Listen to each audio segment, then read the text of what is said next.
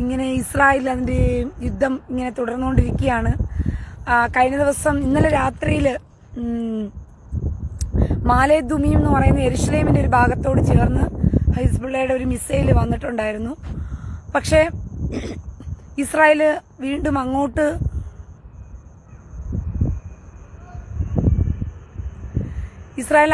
തിരിച്ച് വെടിവയ്പ്പുകളൊക്കെ നടത്തി മിസൈലുകളൊക്കെ ഇട്ട് ഏകദേശം അവന്മാരുടെ പൂട്ട് കെട്ടിക്കൊണ്ടിരിക്കുകയാണ്. ഇപ്പൊ ഹൊമേനിക്കാണ് ഇളക്കം. ഹൊമേനിയും കൂടി തീർത്ത് കഴിയുമ്പോഴത്തേക്കും ഹൊമേനി ഇപ്പം കാണുന്നില്ല. ഹൊമേനിയെ മാളത്തിൽ ഒളിപ്പിച്ചു എന്നൊക്കെ പറയുന്ന കേട്ട്. ഏത് മാളത്തിൽ ഇപ്പോൾ ഒളിച്ചാൽ എന്താ? ബങ്കർ മിസൈലുകളാണ് ഇസ്രായേൽ ഇപ്പോൾ ഇട്ടുകൊണ്ടിരിക്കുന്നത്. ബങ്കർ ബ്ലാസ്റ്റ് മിസൈലുകളാണ് ഇസ്രായേലിന്റെ ഭാഗത്തുനിന്ന്. 83 ടണ്ണ് ഭാരമുള്ള മിസൈലായിരുന്നു ഹിസ്ബുള്ളയുടെ തലവനെ കൊന്നൊടുക്കാൻ വേണ്ടി ഇസ്രായേൽ ലെബനോനിൽ ഇട്ടത്. Underground missile 83 ton. 83 ടണ്ണായപ്പോൾ ഒന്ന് ആലോചിച്ച് നോക്കിയേ. 83,000 കിലോ. ഒരു ടണ്ണെന്ന് പറയുന്നത് 1000 കിലോയാണ്. അങ്ങനെയാണെങ്കിൽ 83 ടണ്ണെന്ന് പറയുമ്പോഴത്തേക്കും 83,000 കിലോയാണ് അതിന്റെ ഭാരം. ഞാൻ വാർത്തകളിലൊക്കെ കണ്ടു 10,000 കിലോ എന്നൊക്കെ പറയുന്നത് കേട്ടു. പക്ഷെ ആക്ച്വലി അങ്ങനെയല്ല, 83 ടണ്ണെന്നാണ് പറഞ്ഞത്. ഇനിയിപ്പം 83 ടണ്ണെന്ന് പറയുന്നത് 10,000 കിലോ ആണെന്ന് എനിക്കറിയത്തില്ല. എന്റെ അറിവിൽ ഒരു ടണ്ണെന്ന് പറയുന്നത് 1000 കിലോ എന്നാണ് എന്റെ അറിവ്. ശരത് കുമാർ ഹൊമേനി മലപ്പുറത്താകും ഒളിപ്പിച്ചത്. മിക്കവാറും മലപ്പുറത്തായിരിക്കാനാണ് സാധ്യതയെന്നാണ് എനിക്ക് തോന്നുന്നത്. എവിടെയാണെങ്കിലും ഹൊമേനിയുടെ കാര്യം കട്ടപ്പുകയാണ്. ഇസ്രായേൽ തങ്ങളുടെ ശത്രുക്കളെ ഓരോന്നോരോന്നായിട്ട് തുടച്ചു നീക്കിക്കൊണ്ടിരിക്കുകയാണ്. അതുകൊണ്ട് തന്നെ ഇപ്പം ഹിസ്ബുള്ളയ്ക്ക് അടുത്ത തലവനാകാൻ വേണ്ടിയിട്ട് പ്ലാൻ ചെയ്താലും എല്ലാവരും പേടിക്കുക. എനിക്കാകണ്ടെന്ന് പറഞ്ഞിട്ട് ഒളിക്കുന്ന ഒരു അവസ്ഥയാണ് ഇപ്പൊ കണ്ടുകൊണ്ടിരിക്കുന്നത് ഹിസ്ബുള്ളയുടെ. യമൻ ഹദൈദ പോർട്ടില് IDF ആക്രമണം നടത്തിയില്ല. ഇനി യമനിലെ കൂത്തികളെയും കൂടി ഒന്ന് റെഡിയാക്കി കഴിഞ്ഞാൽ സമാധാനമാകും. യമനിലെ കൂത്തികൾക്കും കൂടി 2 കൊടുത്തു കഴിയുമ്പോഴത്തേക്കും അതും കൂടി ഇസ്രായേലിനൊരു സ്വസ്ഥത കിട്ടണമെങ്കിൽ യമനിലെ കൂത്തികളെയും കൂടി തീർക്കണം. അതും കൂടി കഴിയുമ്പോഴത്തേക്കും ബാക്കി ഇപ്പോഴേ ഓൾറെഡി എന്താ പറഞ്ഞത്, ജോർദാനും ഈജിപ്തും ഒക്കെ വെള്ളക്കൊടി പൊക്കിക്കഴിഞ്ഞു ഓൾറെഡി. ഞങ്ങൾക്കൊന്നിനുമില്ലേ, ഞങ്ങളെ വിട്ടേക്കണേ, ഞങ്ങളോടൊന്നും ചെയ്യല്ലേ എന്ന് പറഞ്ഞിട്ട് വെള്ളക്കൊടി ഇപ്പോഴേ പൊക്കിക്കഴിഞ്ഞു ജോർദാനും ഈജിപ്തും ഒക്കെ. സിറിയയിലെ ISS ഉണ്ടോയെന്ന് പോലും അറിയത്തില്ല. ഇനിയിപ്പം ISSന്റെ പകരത്തിന് വേണ്ടിയിട്ട് നമ്മുടെ നാട്ടിലെ ആരാണ് MM അക്ബറും സക്കീർ നായിക്കും പോയാലേ ഉള്ളൂ ISS ഉണ്ടോ ഇല്ലയോ എന്നുള്ളത് അരിച്ചു പറക്കാനായിട്ട്. ഇപ്പം സിറിയയിൽ ISS ഉണ്ടോ എന്ന് പോലും അറിയുന്ന പോലും ഇല്ല കേട്ടോ. സത്യത്തിൽ ഈ ദിവസങ്ങളിൽ നിങ്ങൾ ഹിസ്ബുള്ള വന്നു, കൂത്തികൾ വന്നു, ഇറാന് വന്നു. ഈ ഹമാസ് തീവ്രവാദികൾക്ക് വേണ്ടിയിട്ട് ഒരു സുന്നി കൂട്ടരും കണ്ടില്ല. എല്ലാം ഷിയ കൂട്ടരാണ് വന്നത് മുഴുവനും. എനിക്കതാ മനസ്സിലാകാത്തത്. പക്ഷേ ഒക്ടോബർ 7-ാം തീയതി നടത്തിയ ആക്രമണത്തിനകത്ത് ISS തീവ്രവാദത്തിന്റെ റിക്രൂട്ട്മെന്റിലുള്ളവരാണ് ആ തീവ്രവാദം നടത്തിയത് തന്നെ. ഹമാസിന്റെ പേരിൽ വന്നു കയറിയത് മുഴുവൻ ISS ആൾക്കാരായിരുന്നു. അതുകൊണ്ടാണ് ഈ കൊടും ക്രൂരത കാണിച്ചുകൊണ്ട് പോയത്. ISS ചെയ്യുന്ന, അതായത് അവരുടെയൊക്കെ ഇസ്രായേൽ അവരുടെ ആ കൂട്ടത്തിലുള്ളവരെയൊക്കെ പിടിക്കുന്ന സമയത്ത്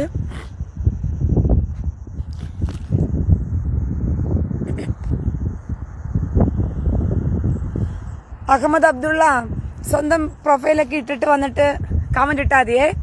അപ്പം ഞാൻ അതിനുള്ള മറുപടി നിനക്ക് തരാം. ഓക്കെ. അപ്പം ISS ISS ആയിരുന്നു സത്യത്തിൽ ഹമാസിന് ട്രെയിനിങ് കൊടുത്തിട്ട് എന്ത് ചെയ്തത്, ഇങ്ങോട്ട് കയറ്റി വിട്ടത്. പക്ഷേ അവരുടെയൊക്കെ പോക്കറ്റുകളിൽ നിന്നും കിട്ടിയ തെളിവ് സഹിതം അവരുടെ കൊടികൾ, ISSന്റെ കൊടികളായിരുന്നു ഉണ്ടായിരുന്നത്.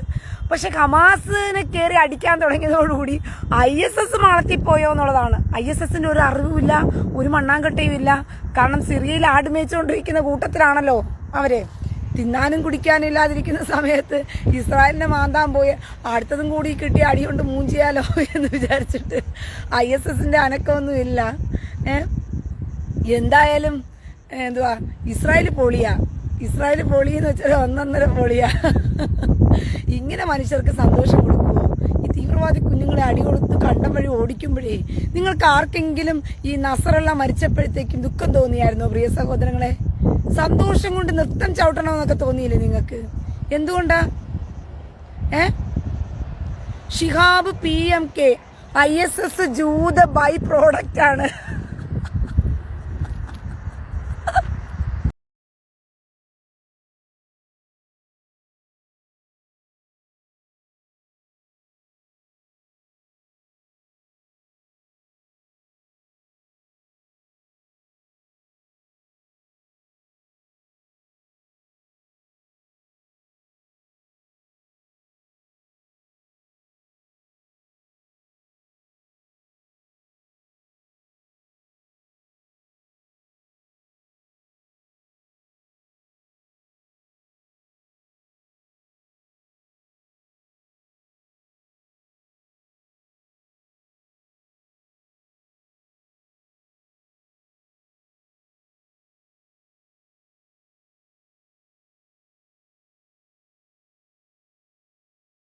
പൂമോളെ, നീ പൂമോളെ ഇങ്ങോട്ട് വിളിച്ചാലുണ്ടല്ലോ ഉമ്മയിലെ ഇപ്പം പൂവും കായലും കൂടിയൊക്കെ പറന്ന് ഓടേണ്ടി വരും.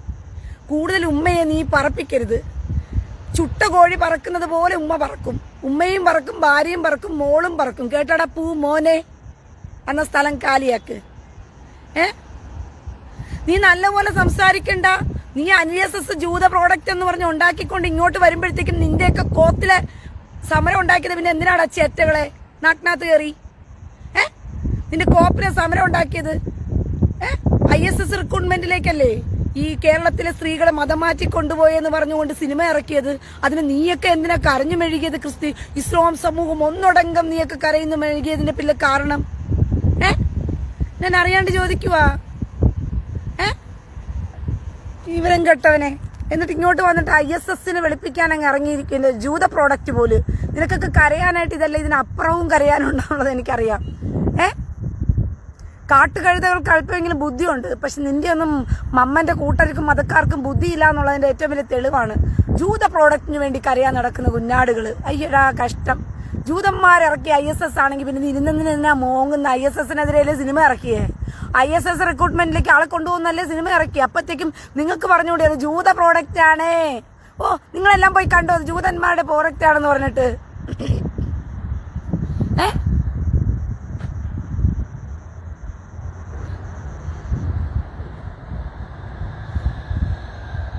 ആഷിമ, ഒരു മിനിറ്റ്.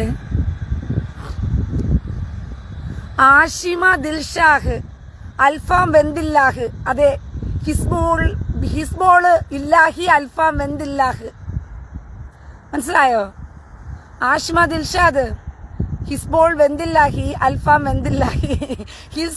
ഹിസ്ബോൾ വെന്തുഹി അൽഫാം വെന്തില്ലാഹി.